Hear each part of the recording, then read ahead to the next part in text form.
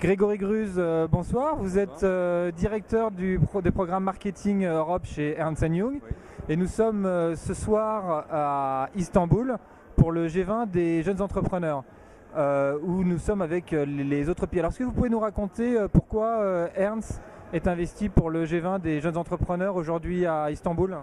En fait, Ernst est très investi sur tout ce qui est sujet d'entrepreneuriat, mais au niveau vraiment international, puisqu'on a le prix de l'entrepreneur dans 50 pays dans le monde entier. Et en fait, via la France, on est très impliqué aussi dans le prix de l'entrepreneur en France. Et donc, via la France, on a eu l'opportunité de créer ce baromètre. Et donc, l'idée, c'est de pouvoir mesurer quelque part l'évolution, les progrès que font les pays sur l'entrepreneuriat pour encourager les entrepreneurs. Alors oui, effectivement, j'ai entendu dire que Ernst, vous allez préparer le premier baromètre à l'international sur l'entrepreneuriat.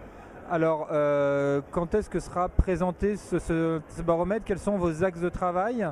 Et à quoi servira ce baromètre?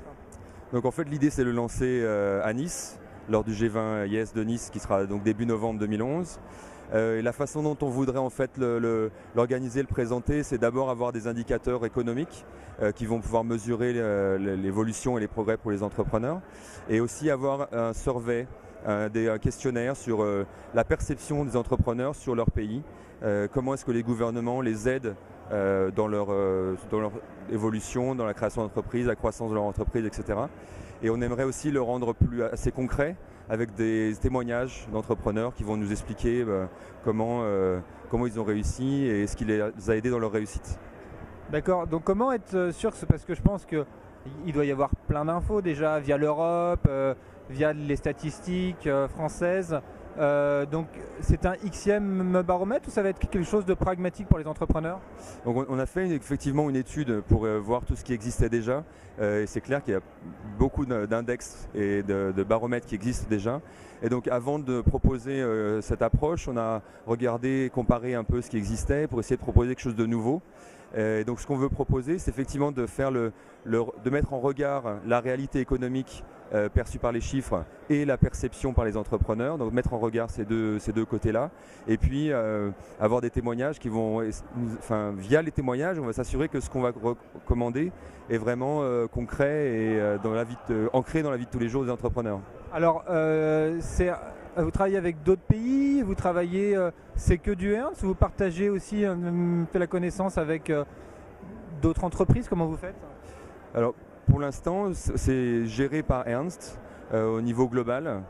Donc on est présent sur 140 pays, donc on peut très facilement utiliser les réseaux dans les différents pays du G20 sans problème.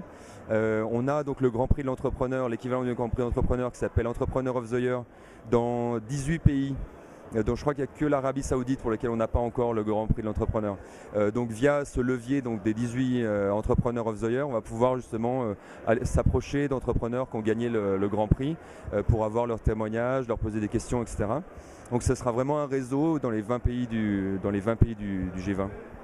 Grégory Gruz, merci beaucoup. Donc on attend ce baromètre sur lequel justement on a eu pas mal d'explications et on a travaillé cet après-midi. Je crois qu'on va retravailler dessus donc demain matin, oui, avec les autres pays du G20.